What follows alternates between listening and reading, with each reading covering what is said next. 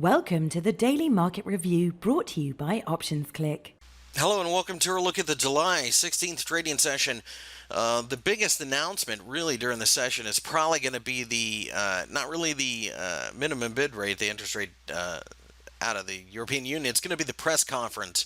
Pay attention to what they say about Greece and other things. I really would be surprised if they did anything to rock the boat, so it should be a bit of a sigh of relief for the euro, which of course would be good for the euro dollar. Unemployment claims coming out of the United States could move the stock markets as well. Speaking of U.S. stock markets, you can see the S&P 500 rose slightly during the session on Wednesday. All U.S. stock markets look like this. They look like they're testing the highs, so we think pullbacks offer call buying opportunities and, of course, a breakout above the recent high. Speaking of the euro dollar, we've been saying for a while that we think there's significant support at 1.09 and that the area around 1.010 is basically a zone. We're still in it. So if we can get a bounce or a supportive candle, we're buyers of calls. If we break down below 1.09, then we switch to puts. At this point in time, though, we still think there's plenty of support just below.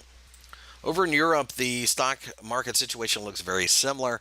The Parisian CAC should have a psychological support level at 5,000 euros. Now that we tried to fall, we found a little bit of support there.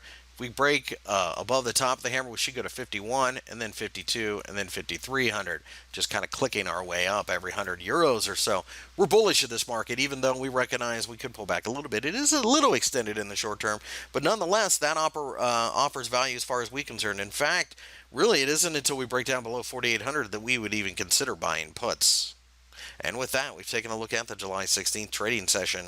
This review was brought to you by OptionsClick, the most trusted binary options broker.